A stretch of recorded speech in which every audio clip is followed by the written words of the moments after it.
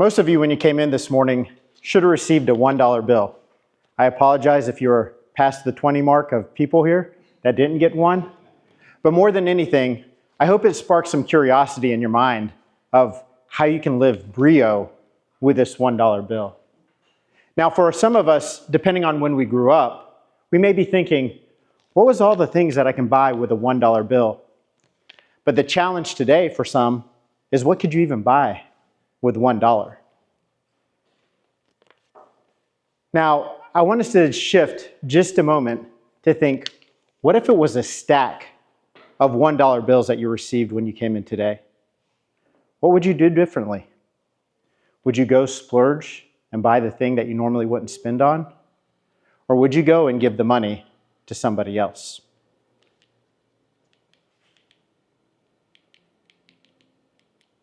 I want to introduce this family here, Louis and Zélie Martin.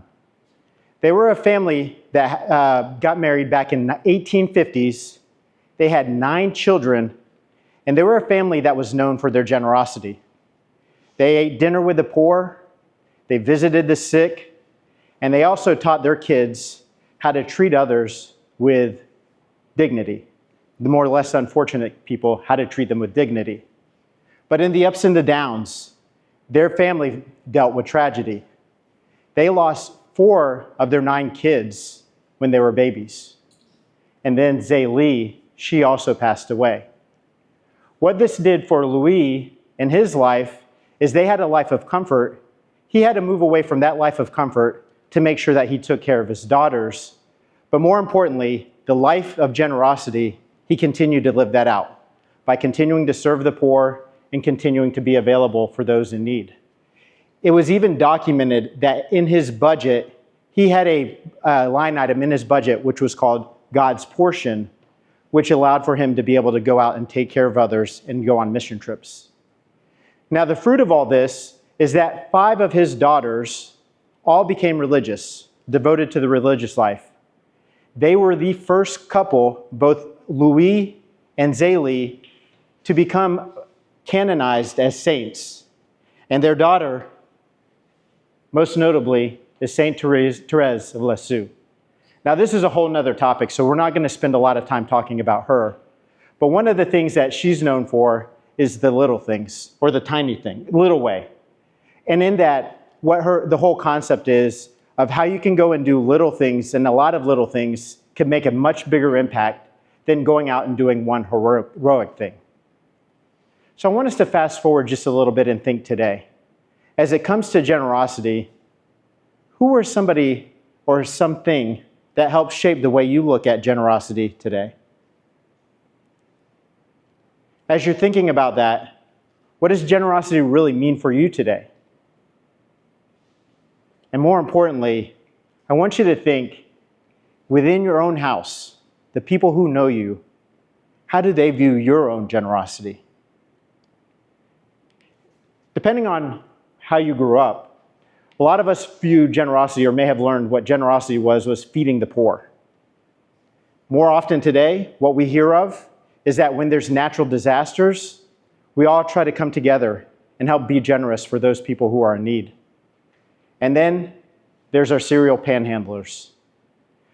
I run a meeting at my church with a group of guys, and we spent a lot of time actually on this third topic around the serial panhandlers, the guys that are at Target, that are always there. And how is it that we can try to go and help be generous to those folks whenever there's potentially a $1 bill to give to them, and our bias that we may have of, are they going to go buy beer, or are they going to go buy drugs, or are they going to go buy food? A lot of times we've heard stories where people have tried to give food to these panhandlers, and they reject the food.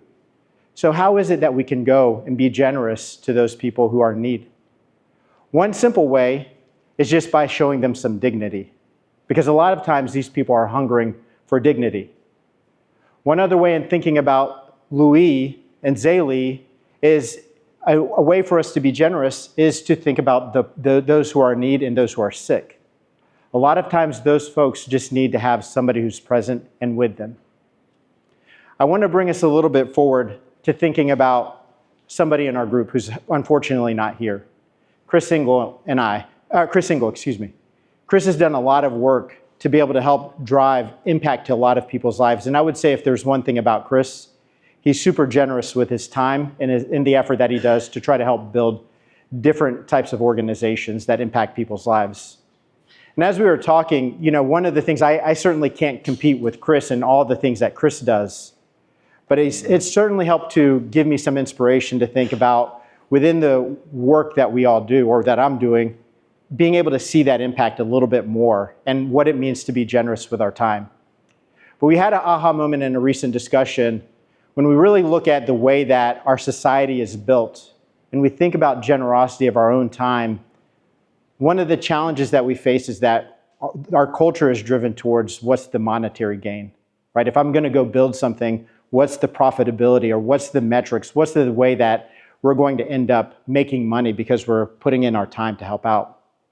But the reality of it is that we start to see the fruit of our generosity when there's money that's not involved.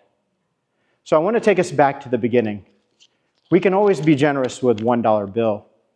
But what about the stack of other ways that we could be generous when we think about the way we can give back? Madam Toastmaster.